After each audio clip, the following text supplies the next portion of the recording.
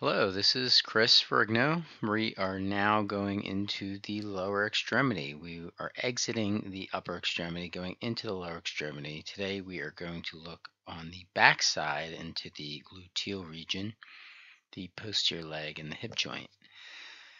Afterwards, the following week, we will then go into the anterior region, specifically the hip flexors, and the anterior thigh and the medial thigh as well. So hold on and let's go for a ride here.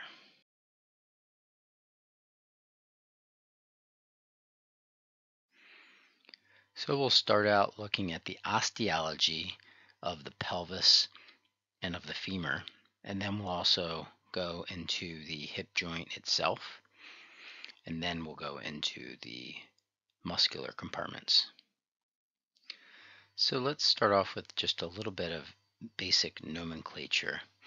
So this area here, we have the pelvis. And in this area, we call this the thigh. And then what may be a little confusing, we call this area the leg. So when you hear me talk about the leg, that's only this area. I also may call it the lower leg, and I may call this up here, the thigh, I may call that the upper leg. I may do that by mistake. Sometimes we do that in motion analysis. In motion analysis, we also call this the shank. You don't necessarily need to know that, but that may slip out a time or two with me. Obviously, in this area, we have a knee joint, and then we have an ankle joint, and I can't draw that box perfectly well on this picture because we don't see the complete part of the ankle joint. We also have a little section over here that we'll see in a moment. And then, of course, we have the foot proper.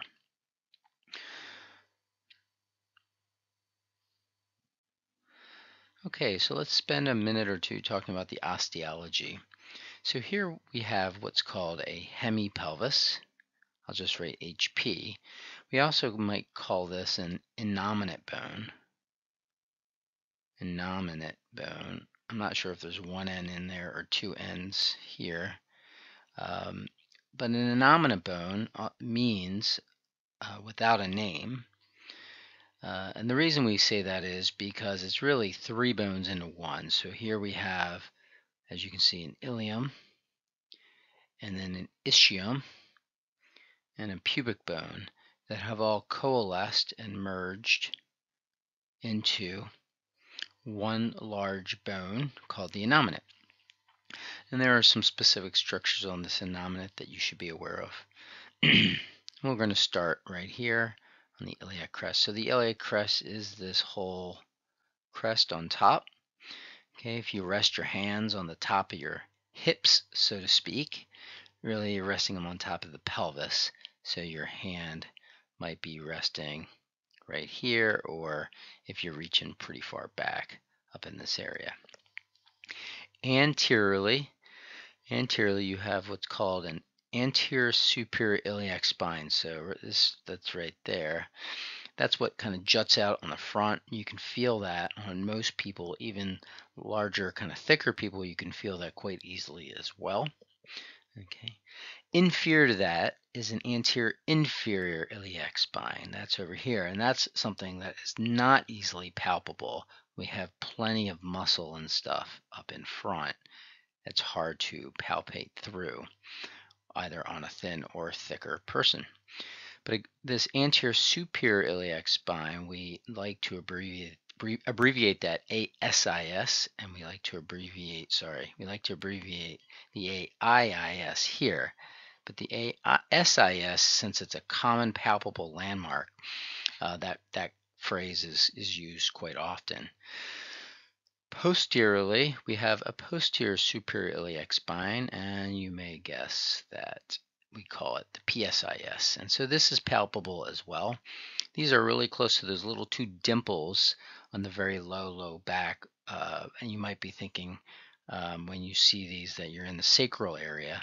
And that's true because your sacrum is coming in and articulating with this part of your ilium. So on one side, the lateral side, we have a gluteal surface. So we're going to see a whole bunch of muscles coming off. You see little ridges here. We'll talk about these ridges in a little bit. And so we have big muscles that come off of this area and here. Okay, and then you see this obvious cup. So I'm just going to outline that cup. That's the acetabulum. Okay, and then we have a few other structures we're going to see in just a second. Okay, so here we're focused more in on the ischium and the pubic bone, although it's the same picture. So the ischium is composed of a body and a ramus. So do we see that here? So here we have a body of the ischium, and so generally it's this area here. And then we have this extension this way called the ramus. So the body and the ramus. And if you look real closely over here, you might see where the ischium and the pubic bone come together. The ramus is continuous with, the ramus of the ischium that I drew in here with blue is continuous with the inferior pubic ramus, or the ramus, inferior ramus of the pubic bone. So the inferior pubic ramus. So, and then it articulates somewhere up in that area. And it fuses together. Above that inferior pubic ramus, we have the superior pubic ramus. Okay? And then the pubic symphysis, this will be an area that articulates with the other side. You can't see it over here on the right side, but these two bony structures will come together and form at the midline with a fibrocartilaginous disc in the middle. And we can see that. I guess we can see it up here where they come together. We have a little disc right in there. For the purposes of today, we'll see a few muscles of the posterior compartment attaching onto the ischial tuberosity. So we have several muscles, specifically those hamstring muscles, that all come off of the ischial tuberosity. And as you can tell, all these rami, and of course the body of the ischium, so the superior pubic ramus, the inferior pubic ramus, the ramus of the ischium, and then of course the body of the ischium, they all help to form this obturator foramen. And we'll see that this obturator foramen has a membrane going across it, and that's called the obturator membrane.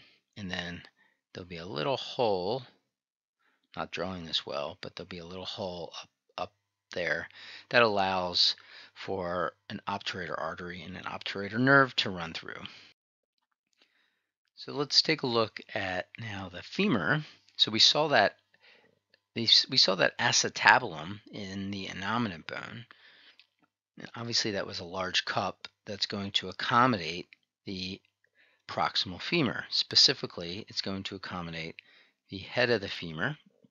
So obviously the head is rather spherical, and it's very smooth. It has some beautiful hyaline cartilage on it, and that's going to articulate with that acetabulum. We'll look at that a little bit more in a second. Coming off the head is the neck of the femur, and then on this lateral side we have a very large bony prominence called that greater trochanter.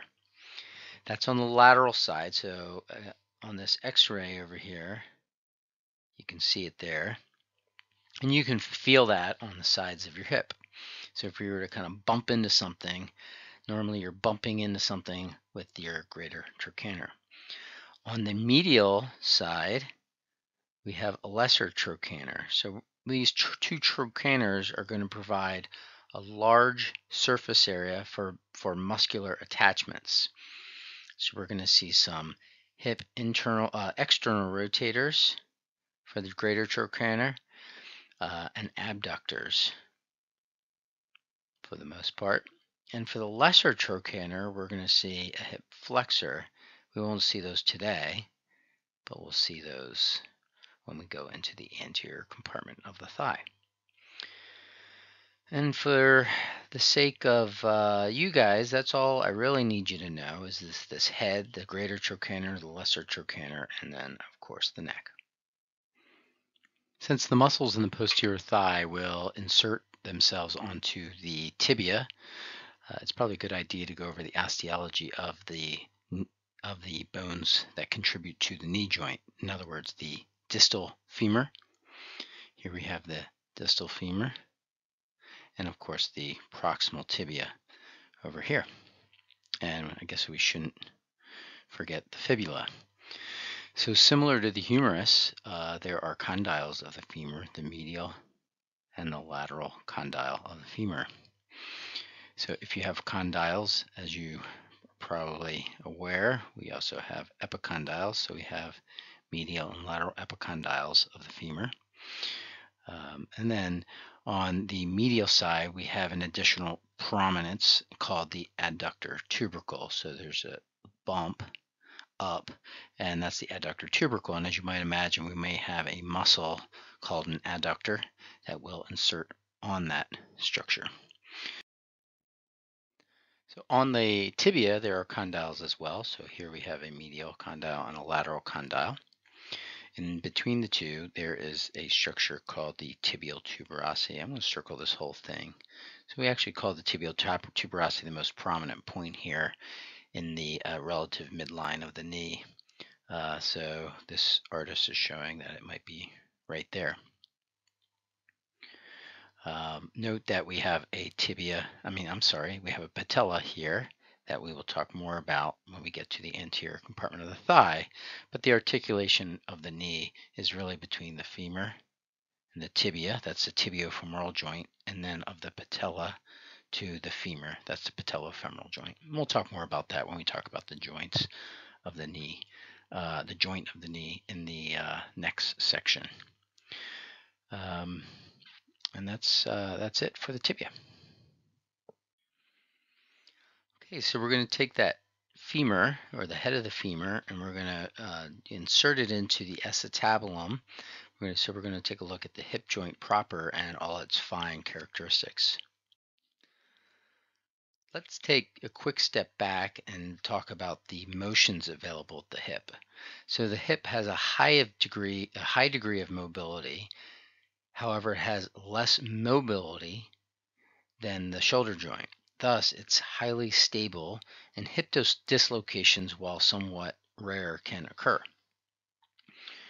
So here we see movement in the sagittal plane, right? We have flexion and extension, just like we saw on the shoulder.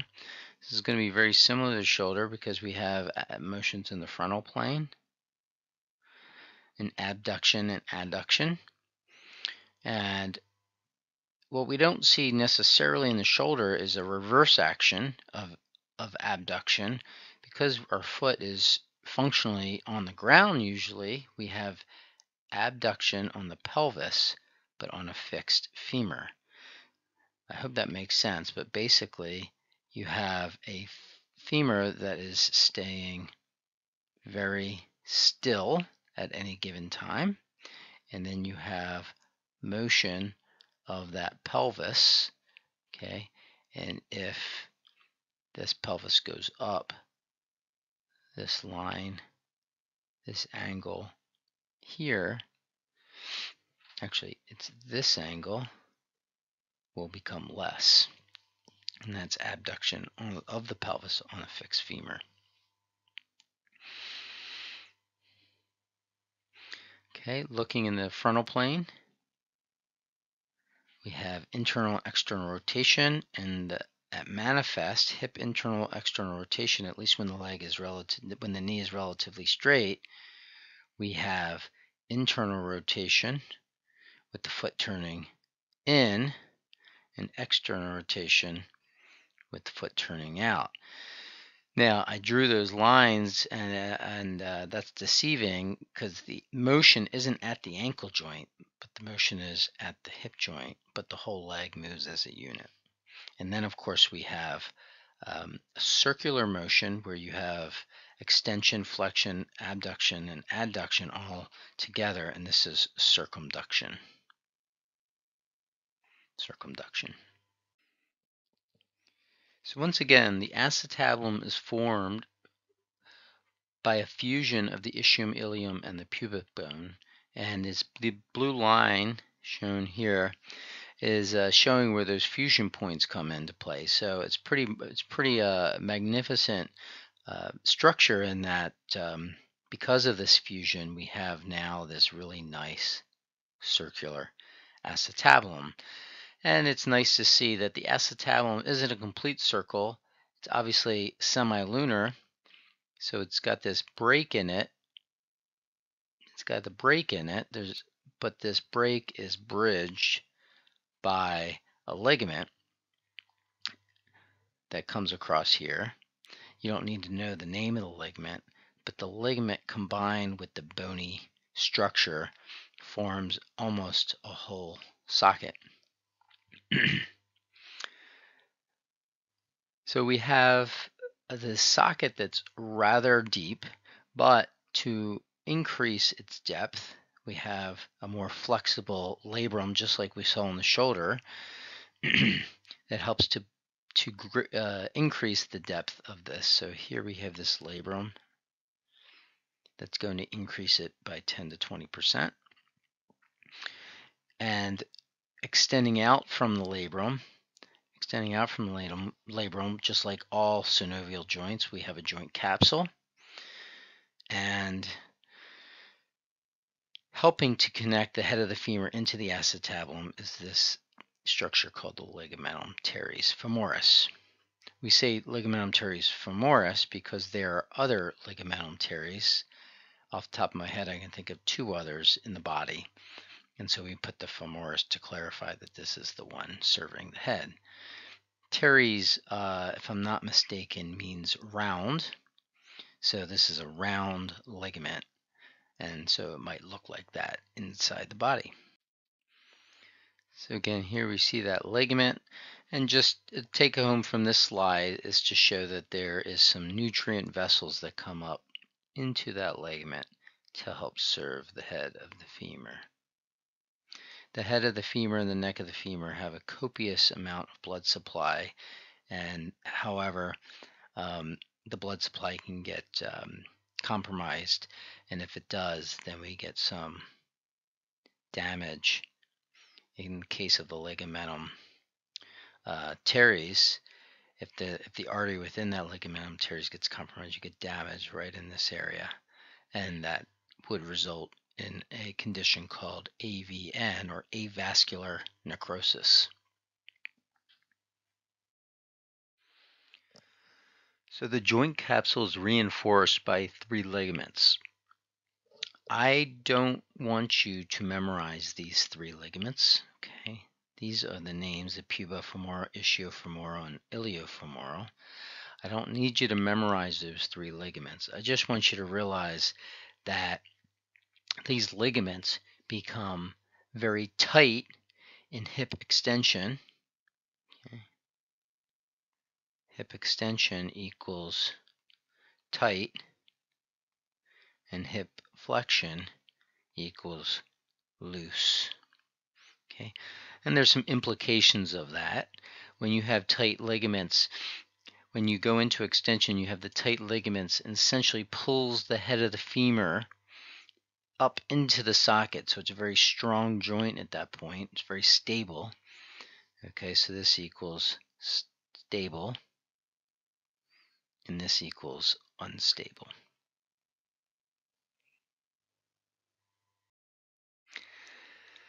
And as a result of being in a flex position and then undergoing some sort of trauma, because it's in an unstable position, then it's more apt to become dislocated. And so here we see the more common reason why one gets an acquired hip dislocation is because they've undergone a very high velocity trauma where you have a front car accident, the person goes forward, the knee hits a stable dashboard, and the femur gets shot backwards and the whole hip dislocates posteriorly. It's rare, but when this occurs in an adult, this is the common mechanism. We also have a relatively common dislocation for infants where a baby's born with a shallow acetabulum, so the head of the femur doesn't sit well into that acetabulum. And so when the baby flexes, as babies do, they're flexed almost all the time, they dislocate. So to prevent them from dislocating, we put them in a cast similar to shown here. You can imagine what diapering is like in a baby like this, and but this tends to resolve on its own. The acetabulum tends to grow with a little bit of aging, and the baby fares quite well into its toddlerhood and adulthood. Okay, let's head into the posterior gluteal region, and we'll talk about the musculature in that area. So the gluteal region represents a transitional zone between the trunk and the lower limb. Specifically, it's the area posterior to the pelvis between the iliac crest and the gluteal fold. So here we have the gluteal fold. The intergluteal cleft separates the left from the right gluteal region. And yes, it's a fancier name for, something else. The combination of both fat and muscle make up the buttocks. The muscles of this region are mostly going to abduct, that's A, B duct, and extend, and also laterally rotate the femur at the hip joint.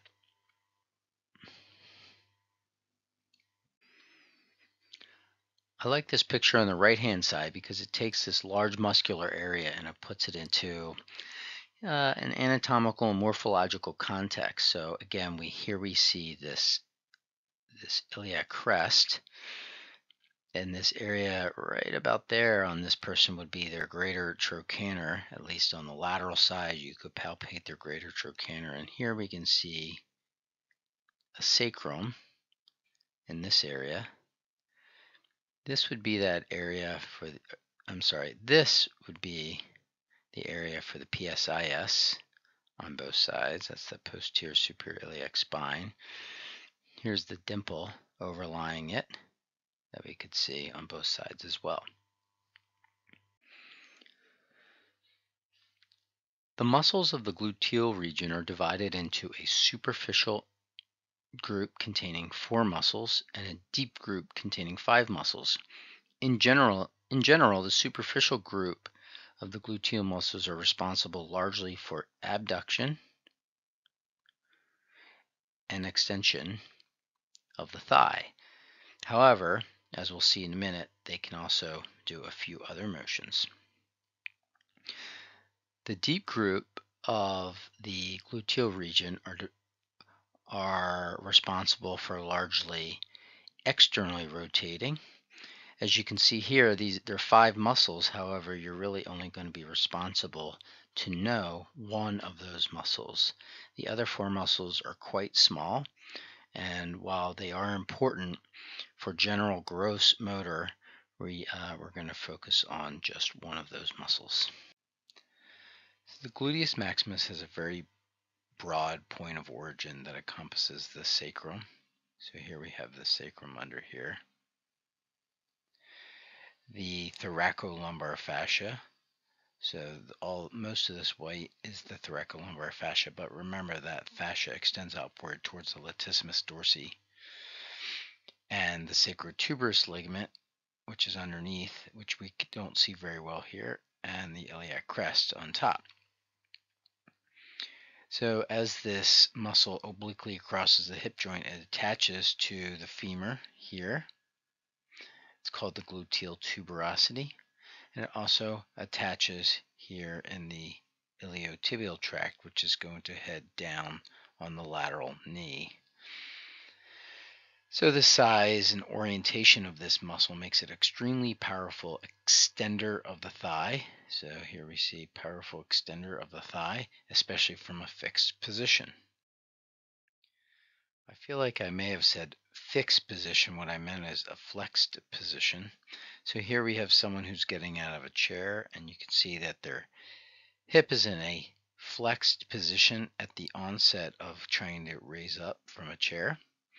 And as they raise up, we have this gluteus maximus back here that's contracting and helping them tremendously to get up from the chair, especially those first few inches of getting up from the chair. Or imagine you're bounding up the stairs and you're skipping a few stairs, and so you've put your foot way up there. Now again, you're in this flex position, and your gluteus maximus is going to help with extending that hip. Now note again that these are oblique fibers here, so not only is it going to be a powerful extender, but it will also help. And I do mean help, it's not a primary actor, but it'll help in hip abduction as well. Certainly this as a fixed point here and as a movable point here, that this leg could abduct some as a result of a contraction of the gluteus maximus. So now imagine that the gluteus maximus, at least on this left hand picture, has been completely stripped away. We can appreciate some of the origins of that gluteus maximus, the sacrum and the sacral ligaments, and of course the iliac crest. So we've taken that muscle away, and so now we see what lies underneath. And so the first large muscle we get to is the gluteus maximus. So this gluteus maximus comes from the gluteal surface here, the gluteal fossa in this area, originates from that and from the inferior margin again of that iliac crest. And it extends laterally for the most part, at least these middle fibers are extending laterally to insert on the greater trochanter of the femur. And so if these muscle fibers are extending laterally and then they contract, you can imagine that the greater trochanter is going to want to move up that way. And so the femur is going to abduct. So the gluteus medius is a primary abductor of the femur at the hip joint. Okay, but realize that this is a broad, very broad muscle. So these fibers here are posterior fibers. I should probably change color. These fibers here are anterior fibers. So you can imagine that these posterior fibers, as they pull up this way, might help to extend, and those anterior fibers, as they pull the femur forward, are also going to help flex the femur. Okay, but again, realize that the primary motion is abduction. Also, these posterior fibers might also help to laterally rotate, and the anterior fibers may help to medially rotate or inwardly rotate. Now that's pretty confusing. So I do want you to realize, again, in black, that the primary action is hip abduction. But no, if a muscle's broad, sort of like that pectoralis major, it can do a lot of various motions for, in this case, the hip joint, the pectoralis for the shoulder joint. All right, strip away that gluteus medius, strip away the gluteus medius, and below it, or beneath it, we see the gluteus minimus. So that medius, originated from this area. And so now, more inferiorly, we have this also rather broad muscle, the gluteus minimus. However, it's not as broad as the medius. So most of the fibers are going to again act as hip abductors, and maybe a few of these fibers back here could act as lateral rotators, maybe an extender, and then the anterior fibers, just the very far ones, could act as flexors or internal rotators.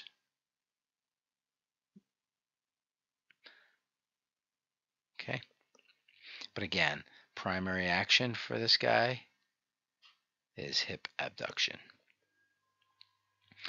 Now, these muscles are innervated by a nerve called the superior gluteal nerve, and that's somewhat important for people who are working with patients, because the superior gluteal nerve, for whatever reason, could get lesioned, and you would have weakness in hip abduction for the most part.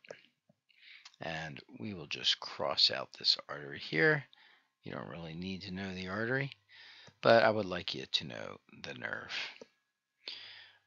It just occurred to me that we did not go over the innervation for gluteus maximus. So gluteus medius and gluteus minimus are innervated by the superior gluteal nerve. Gluteus maximus, I'll draw it here at the bottom, is innervated by inferior gluteal nerve. Okay. So once again, if you have an injury to your superior gluteal nerve, or let's say you have hip osteoarthritis, we'll draw in some hip osteoarthritis there, and then a beautiful drawing of osteoarthritis. If you have that hip osteoarthritis, you might have inhibition of the muscle, that is the gluteus medius and gluteus minimus muscles here. Okay, let's take a look on the left-hand picture. So when the gluteus medius and minimus are working well, imagine you're taking a step. So right now, this individual is standing on his right leg, and then his left leg is swinging through forward. So this individual right now is in single limb stance.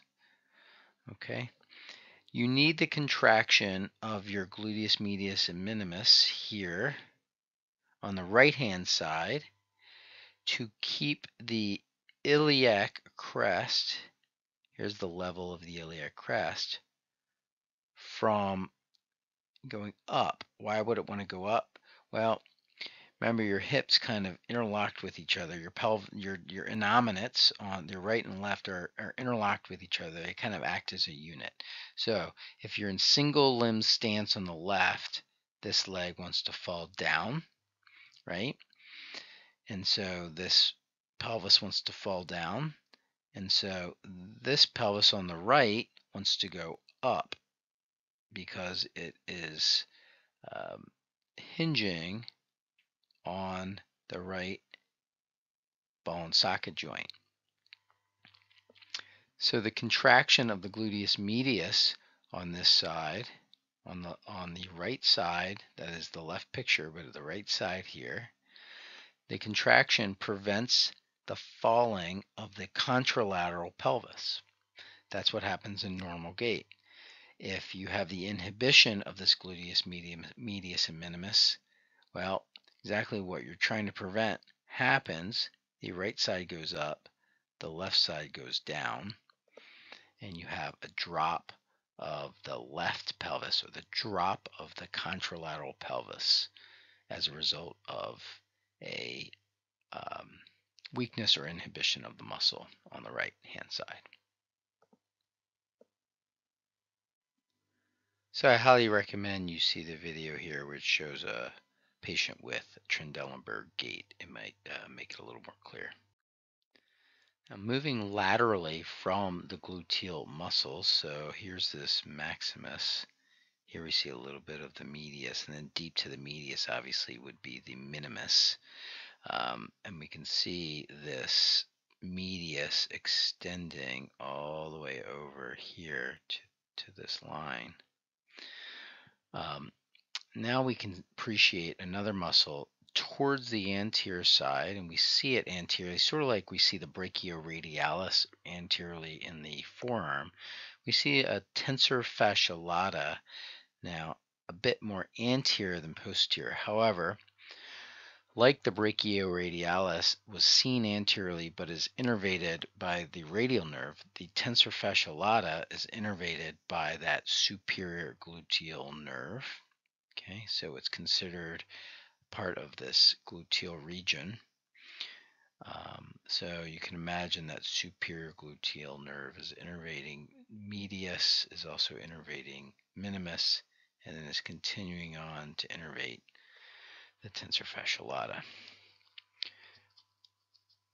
So this IT band that the gluteus maximus extends into and the tensor fascia lata inserts into helps to stabilize the lateral knee. And with the contraction of tensor fascia lata, it helps to abduct the hip joint, so we can definitely get some hip abduction. But notice, because it's more on the anterior side, okay, this tensor fascia lata, which actually extends all the way up to here, here's the muscle belly. The tensor fascia lata is on the anterior side, so it can also help to flex the hip joint as well. So as it's abducting and flexing the thigh, it can also help to act because it crosses the knee joint. Here's the knee joint. So it helps to, here's the axis of the knee joint. It helps in a minor fashion, helps to maybe flex or extend the knee depending on what position the knee is in. That's not so important, but realize that the tendon itself is rubbing over the lateral condyle of the knee. So this is what this artist is showing here, that the tendon is rubbing over this lateral condyle of the knee, and that tendon can get inflamed. So that's what we call IT band syndrome, iliotibial band syndrome. Okay. And this happens a lot when people are running, because runners take many steps per minute, and within a 3 or 4 mile run, they may be taking upwards of 4,000 steps, so they get a repetitive rubbing on that lateral condyle of the knee, of the femur, and therefore you get some irritation there. So once again, the gluteus maximus in this picture has been stripped off. Here we can appreciate that the gluteus medius has been cut away. We see again the gluteus minimus underneath, both of them, the medius and minimus, inserting onto the greater trochanter to help abduct.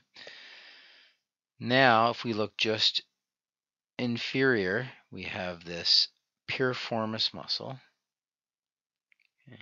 Piriformis muscle, which also inserts onto the greater trochanter, but you notice it has less of an ability to abduct, but it sits more posteriorly, so it's going to be a primary external rotator of the femur at the hip joint. Okay, so inferior to that piriformis, we have several other muscles. I want you to realize that they're there, but for the sake of this course, we're not going to study the names of these. But generally, there's many muscles that help to externally rotate. Okay, and these will be extremely minor, functioning in other roles, mostly on simply stabilizing the hip joint. You can kind of think of these as the rotator cuff muscles of the hip joint. However, because it has such a nice congruency between the ball and socket, the muscles aren't near as important as in the shoulder. Innervation of the piriformis. Well, you see it here, but this isn't very important. Certainly, it's nice to know the levels, but we don't actually have a named nerve. Actually, some textbooks just say it's the nerve to the piriformis. Okay, so once again, the nerves that go to the gluteus medius and minimus all come from this superior gluteal nerve, and that superior gluteal nerve travels across these muscles and hits the medius and minimus, and then inserts into that tensor fascia lata here on the anterior lateral thigh. Conversely, the gluteus maximus is being innervated by the inferior gluteal nerve. So here we see the nerve labeled, but this nerve, I'm going to just trace it here. This nerve is traveling out from underneath piriformis. So you see the superior gluteal nerve comes out above or superior to piriformis. The inferior gluteal nerve comes out below or inferior to piriformis. To innervate, its sole responsibility is maximus, and the superior gluteal nerve responsibility is medius, minimus, and tensor fascia lata. Okay. Also note some other nerves in this area. So, primary importance is the sciatic nerve. I think most of us at this point have heard of the term sciatica. Well, that's a condition where the sciatic nerve is irritated somewhere along its course. It can be irritated in this area here between the piriformis and the underlying muscles, or sometimes that sciatic nerve in a small portion of the population, I believe it's about 10%, actually comes out within the substance of the piriformis muscle. Thus, sciatica could be caused by impingement from piriformis, or more likely from a lumbar or lumbosacral disc impinging upon it. So that would occur way up in here where that sciatic nerve is originating out of L4 through S3.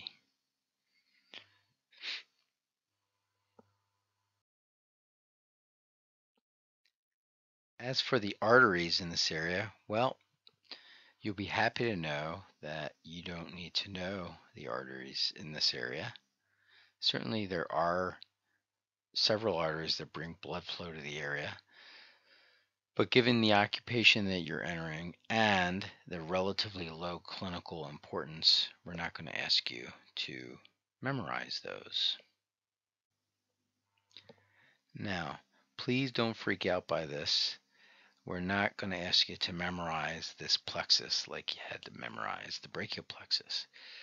The reason for having this in here is for you guys to understand how this nerve is formed. So here we have L4, L5, S1, S2, and S3. And they're all coming together in this structure called the sciatic nerve. Now, really, the sciatic nerve isn't so much a nerve in its own right. Rather, it's a combination of two nerves bundled under one sheath for a while. So the sciatic nerve is going to travel down the leg or travel down the gluteal region into the posterior leg. And at some point, it's going to split into its two components. It's going to split into the common fibular nerve and the tibial nerve. And these nerves, the common fibular being served by these four nerve roots, and the tibial nerve being served by these five nerve roots. So just as a side, I realize you guys will not be giving injections. However, it's you may be receiving an injection at some point, or you may be observing injections, and it's nice to know where the safe area to give a gluteal injection is. So when you hear that someone's getting an injection in their buttocks, at least if I think the first time I heard it, I always thought they were getting their injection here in the gluteus maximus. However, that would be not very wise of the person doing the injection. Really, you want to get the injection here in this what's called the safe area. So the safe area is defined by putting your finger on that ASIS, spreading your index and middle fingers, and then you can find this safe area. So really, it's this anterior area of your gluteal region, mostly in your gluteus medius, but maybe a little bit here in your gluteus maximus. So here's this upper edge of gluteus maximus. So it could be anywhere in that area. So once again, this picture is simply showing what we talked about before, how that sciatic nerve, as it's exiting out underneath the piriformis muscle or within the substance of the piriformis muscle, is prone to getting compressed. However, realize that the lumbar discs can compress the roots of the sciatic nerve much more readily than the piriformis muscle can.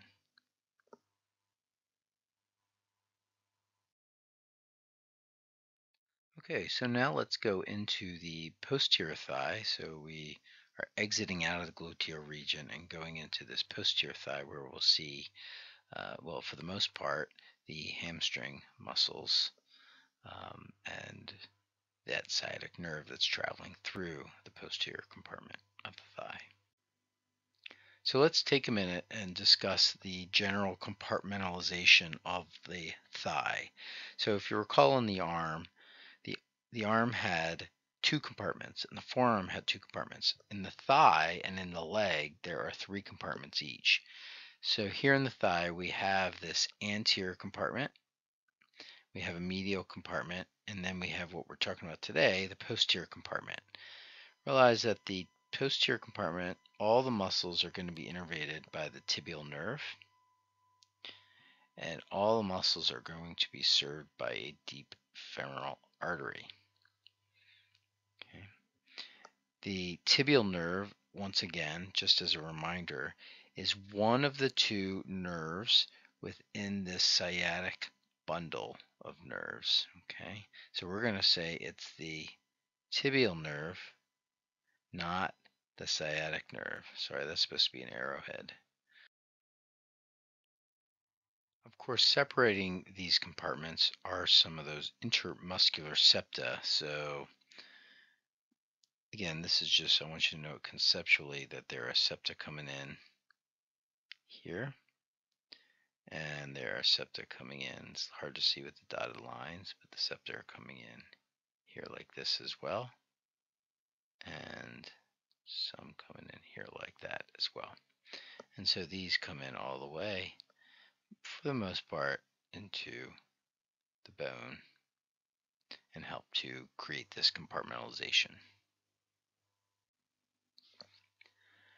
Three of the four muscles in the posterior aspect of the thigh are part of the hamstrings. The name hamstrings comes from the fact that it is common to hang hams or pork thighs with a hook around the tendons of these muscles. The three hamstrings are the semitendinosus, semimembranosus, and biceps femoris. The long head, the fourth muscle we'll see in a second, is the short head of biceps femoris. Note that all three of these muscles originate from the ischial tuberosity of the innominate bone, or of the ischium itself, and they extend down. The biceps femoris long head goes laterally and hooks onto the fibular head, the semitendinosus we see a little more superficially here, again also will extend down and extend medially and hook into the tibia, as will the membranosus. We can see it peeking out here. It will also extend into the tibia. So those are the three hamstring muscles inserting onto the medial tibia or the lateral tibia. I'm sorry, the fibula over here, the lateral side of the knee. So realize that all three of the muscles that make up the hamstrings are innervated by the tibial division of the sciatic nerve. We can actually just go ahead and say that they're innervated by the tibial nerve itself. You'll see in the lab that this tibial nerve is really well encompassed in the sciatic bundle. So it's very tempting to say that it's innervated by the sciatic nerve, but we'll call it the tibial nerve at this point. Also realize that these three muscles again are originating from the ischial tuberosity. So they are essentially crossing the hip joint. And so here, as they act on the femur, they will extend the hip, but as they extend down past the knee, they will be able to flex the knee. The short head of the biceps is a bit of a loner. It's not a part of the hamstring group and will only flex at the knee since it doesn't cross the hip joint. And it does participate in some lateral rotation of the knee, but that's not very important for you guys right now. It attaches from the posterior femur. So here's its attachment from the posterior femur, and it's extending down. Sorry, I drew that origin a little broad. It's extending down to insert onto the tibia and to the fibula as well. Now, it also is a loner because if you recall, the hamstring muscles were innervated by the tibial nerve. The short head of the biceps is innervated by the common fibular nerve. Again, it doesn't act at the knee, but it flexes the knee. We'll just cross this out. You don't need to know that it laterally rotates the knee. In the next lecture after this one, so for next week, we will be talking about the femoral artery. But please realize the blood supply for today, the posterior thigh, is provided by the deep femoral artery. So what happens is deep femoral artery is a branch off the femorals. Again, we'll see that next week. And it travels down in the anterior or medial compartments, and it gives off little perforating branches. So it's interesting how this deep femoral artery doesn't course through the posterior compartment, but it gives off its branches to the posterior compartment, and that's how it gets its blood supply. So like in the elbow where we saw the cubital fossa, the knee has something very similar. We call this the popliteal fossa. So the popliteal fossa is nice to know in that things that run through it may have the term popliteal in the name. So that's why it's nice to know where this popliteal fossa is. So this popliteal fossa has boundaries like the cubital fossa had. So it's these medial hamstrings on one side, the lateral hamstrings on the other, meaning the biceps femoris. And then inferiorly, we have the medial and lateral heads of the gastrocnemius, which are two muscles we'll encounter when we get into the leg lectures. And what's running through this? Well, we have the popliteal artery and vein. So this popliteal artery is an extension of the femoral artery. So you can actually see the femoral artery here. It's in the anterior compartment and it slips through a void in the adductor an adductor muscle or a medial compartment muscle, and then that artery travels down into this popliteal fossa. And of course, the popliteal vein will be traveling up as well. And then we see the components of the sciatic nerve. So we see the tibial nerve and we see the common fibular nerve that are coursing through the popliteal fossa as well. So it's kind of a busy area. This concludes the discussion of the gluteal region, the hip joint, and the posterior compartment of the thigh. Next week we'll be discussing the anterior and medial compartments of the thigh.